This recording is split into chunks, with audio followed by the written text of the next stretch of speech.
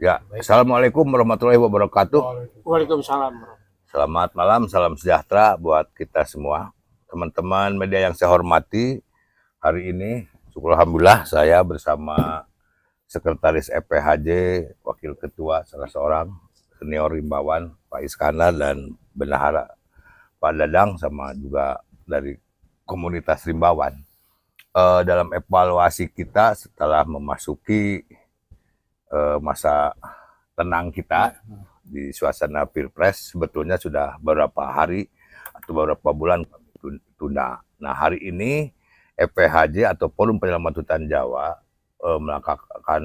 melakukan rapat pleno pengurus untuk membahas terkait beberapa perkembangan situasi terutama dalam menghadapi kita musim hujan, di mana kita merasa prihatin, dan baik yang ada di Jawa Barat maupun di Jawa Tengah, ya, di mana apa yang menjadi sinyalemen atau prediksi kita dan hasil kunjungan ke lapangan, terutama yang menyangkut di Kabupaten Grobogan, ya, yang mengalami sampai juga meredam kantor Bupati Grobogan. Artinya memang ini sudah kami prediksi.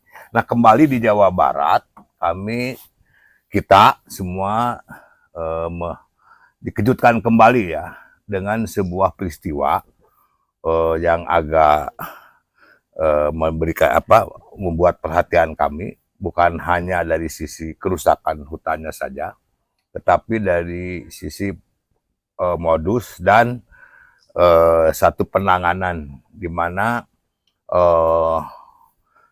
hutan itu telah dijarah atau ada pembalakan liar secara sporadis yang dilakukan justru bukan oleh masyarakat setempat, tetapi oleh sebuah kelembagaan yang membawa sebuah isu tentang gugatan, ya. Nah, adapun objeknya yaitu di kawasan yang terkenal kita populer di Cisalada, ya, Cisalada, tepatnya di Kecamatan Sidamuli di Kabupaten Pangandaran. Nah, kenapa EPHJ memberikan perhatian dan secara khusus melakukan sebuah evaluasi? Pertama, kita menyampaikan rasa prihatin yang amat dalam atas sebuah peristiwa tersebut, karena bukan hanya memporak-porandakan hutan yang menjadi penyangga di Kabupaten Pangandaran, juga ada fungsi merambah ke fungsi hutan lindung, ya, tetapi juga dari sisi penanganan maupun modus yang terjadi di lapangan.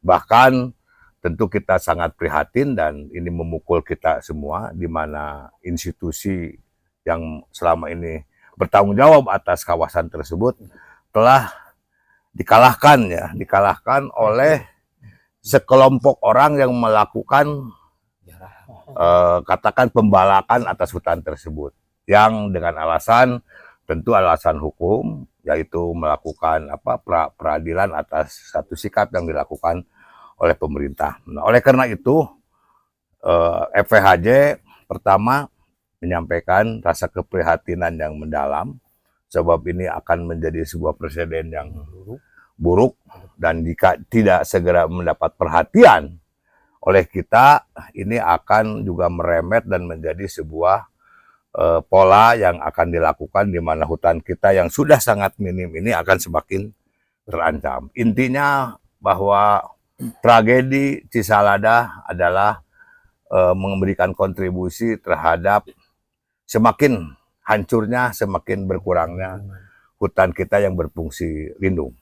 Kedua, saya menghimbau dan mohon sebuah perhatian khusus baik dari Gubernur Jawa Barat, ya, karena Pangandaran kita sepakati sebagai daerah yang menjadi tujuan wisata kelas dunia tentunya, dan jika itu dibiarkan akan memberikan dampak khusus terhadap keberlangsungan lingkungan di Pangandaran secara ekosistem. Kedua, kepada Bapak Bupati Pangandaran dan juga kepada jajaran,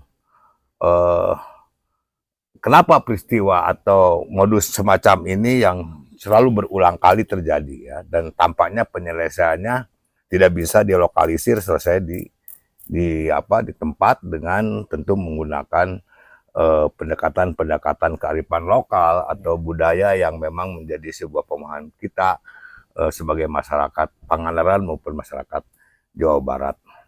Dan tentu kita menghimbau kepada pihak penegak hukum, terutama kepada pihak penegak hukum di wilayah Pangandaran atau Kabupaten Ciamis yang juga masih dalam cakupan di wilayah tersebut untuk memberikan satu perhatian ya, memberikan perhatian dan penanganan secara proporsional sesuai dengan kapasitas dan kompetensi, sehingga ini tidak kemudian menjadi sebuah tragedi yang akan terus berlangsung ya. Sebab hari ini setelah ada angin ya yang diberikan dengan alasan kekalahan di mana peradilan, langkah-langkah atau kegiatan melakukan pembalakan itu atau pembabatan hutan semakin meluas dan bertambah areanya. Mungkin sudah mencapai, diperkirakan mendekati di atas 20 hektar dari yang awal 14 hektar di bulan November, Oktober ya, yang sebetulnya kami bulan Desember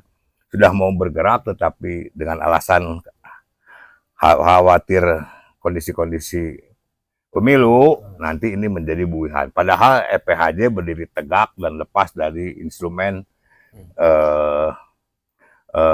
masa pemilu itu, masa pemilu yang memang sudah menjadi satu penafsiran yang bisa saja menjadi subjektif. Nah, berikut kami EPHJ tadi memberikan evaluasi apakah memiliki kompetensi atau tidak, atau relevansi untuk kemungkinan mempertanyakan sikap hakim pengadilan Ciamis yang memberikan angin ya, dengan sikapnya yang menanggapi atau memberikan angin terhadap pra peradilan ya, sehingga ini menjadi sebuah langkah yang semakin menjadi-jadi, semakin brutal. Kami sedang mempertimbangkan tentang EPHJ kemungkinan untuk melaporkan pihak hakim tersebut ke Komisi Yudisial.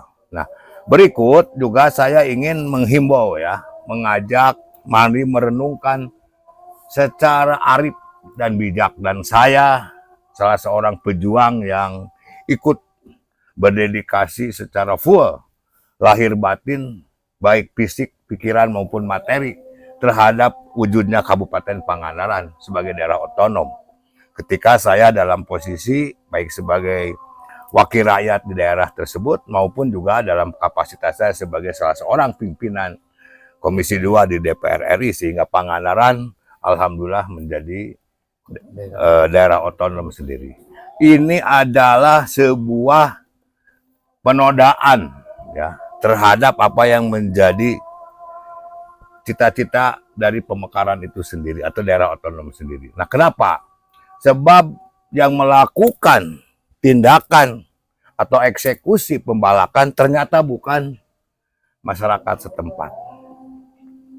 Dari laporan, dari pendataan diketahui bahwa yang melakukan eksekusi awal ya, penjarahan tersebut justru bukan penduduk lain. Kalau misalnya kita ada satu kegiatan karena kemiskinan, karena kelaparan sehingga hutan menjadi sasaran, itu lain. Di Cisalada tidak begitu kondisinya, tetapi memang ada sengaja sebuah manajemen, bahkan pelakunya yang datang bukan orang sana, yaitu terindikasi ada yang dari daerah Bandung, di daerah Cikalong, dan juga ada yang juga dari daerah Sumedang.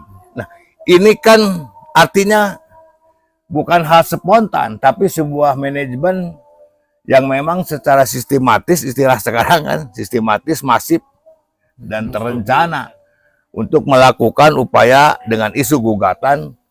Nah, oleh karena itu, saya kira saya menghimbau kepada masyarakat, mari masyarakat Pangandaran juga memberikan satu renungan dan pensikapan. Jangan dampaknya justru akan diterima akibat kerusakan itu, bencananya akan dihadapi oleh masyarakat Pangandaran. Sebab posisi Sidamuli dan tentu Cisalada itu bagian dari sebagai penyangga. Nah, terakhir kami menghimbau lah kepada pihak-pihak yang tentu memiliki sebuah kepentingan, dan konon kabarnya dari hasil advokasi atau investigasi kami secara informal, EPHJ menelusuri tentang hasil kayu hasil penjarahan atau pembalakan tersebut yang hari ini dalam posisi diamankan.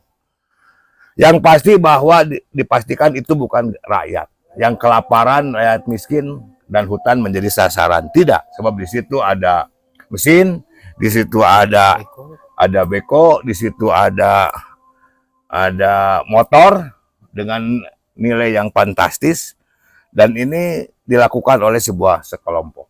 Nah,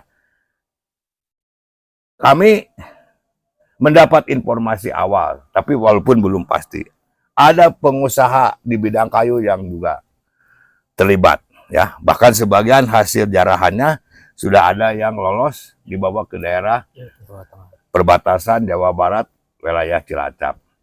Tapi juga ada, bahkan ada pengusaha yang notabene bukan warga negara Indonesia yang ada di belakang itu. Ini baru senyalemen, tapi ya maaf ya, ini baru informasi. Tapi kami akan terus telusuri. Nah, saya menghimbau, oleh karena itu, insaflah, ya.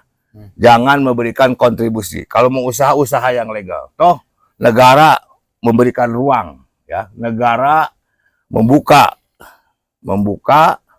kemungkinan untuk bagaimana para pengusaha bisa usaha secara normal sesuai dengan ketentuan.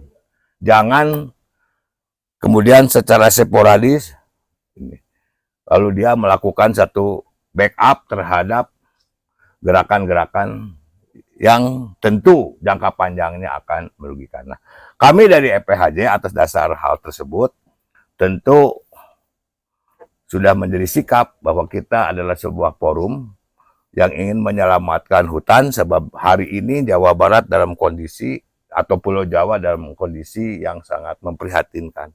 Capaian hutan yang dihendaki untuk keseimbangan ini semakin hari semakin berkurang, dan akibatnya kita sudah merasakan bagaimana kalau di musim hujan, bagaimana kalau di musim kemarau. Dan ingat teman-teman, kita mengulang lagi di bencana internasional dan nasional kita tentang COVID-19, bahwa betapa Gubernur Jawa Barat harus merangkak dan menangis-nangis mencari oksigen sampai harus ke luar negeri.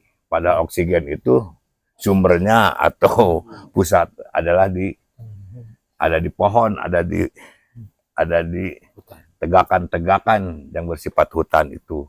Jadi betapa kita untuk menyelamatkan kelangsungan hidup kita, untuk menyelamatkan masa depan kita, perlunya kita menjaga dan terus berupaya untuk memelihara kondisi hutan kita. Sekarang itu poin-poin yang dapat kami sampaikan. Dan terakhir tentu saya menghimbau kepada Menteri Lingkungan Hidup, ya, dan Kehutanan untuk tidak berdiam diri dan harus merasa terganggu integritas dan kapasitasnya di dua periode menjabat sebagai Menteri Lingkungan Hidup, bahwa LHK dikalahkan dalam pra-peradilan, ya. Dan ini harus menjadi satu ketersinggungan secara institusional kelembagaan Kementerian Kehutanan dan Lingkungan Hidup Republik Indonesia. Demikian, terima kasih. Assalamualaikum warahmatullahi wabarakatuh.